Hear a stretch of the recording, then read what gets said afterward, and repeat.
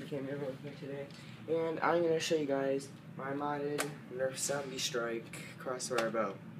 Well, I'm going to be opening this up because this is a very indirect mod, which means this is not anything you guys would probably be able to find, but because this was made with random materials that I found around at stores, so I really wasn't being very specific, but I can really just tell you guys what I did and pretty much how it performs compared to the old version.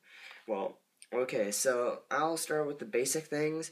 Okay, so as you can tell, I took off the string because I really just don't like the string there, because I really like being able to take my bow arm off, because sometimes it's really nice having this thing because it's very, very easy to move, and it's just kind of just not very, I don't know how to say, like, aerodynamic on the gun. It really just doesn't feel right for some reason for me, because the strings are gone, so it doesn't really look that wonderful.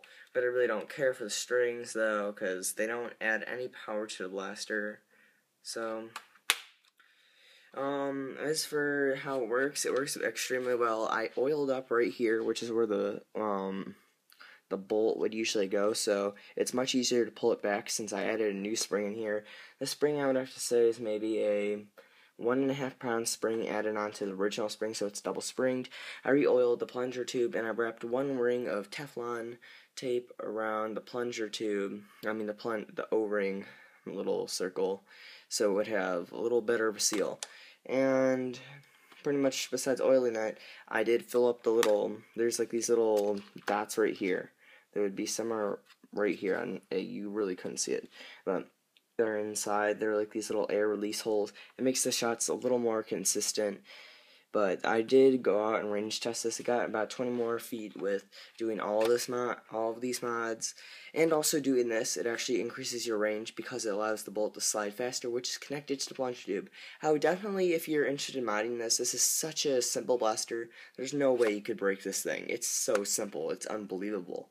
If you look at Containment Crew's video, you just look at their internals. It's very simple. So besides that, if you plug up the plunger tube holes, it really just adds about 5 feet, but it really doesn't do a whole lot. But let's just get to a firing. That's probably what you guys want to see. It's just a little bit tougher to pull the bolt back because of the extra weight, but it's a lot smoother than it used to be.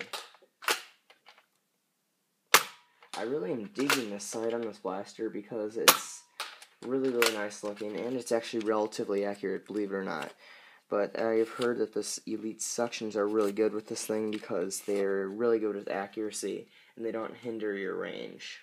So because that little dot in the dart makes it really uneven, people think that aerodynamicness doesn't matter in a dart, it's still going to go the same direction. That's where they're wrong. No, it really screws up the blaster. That's why you see all that fish hooking, and the suction darts don't.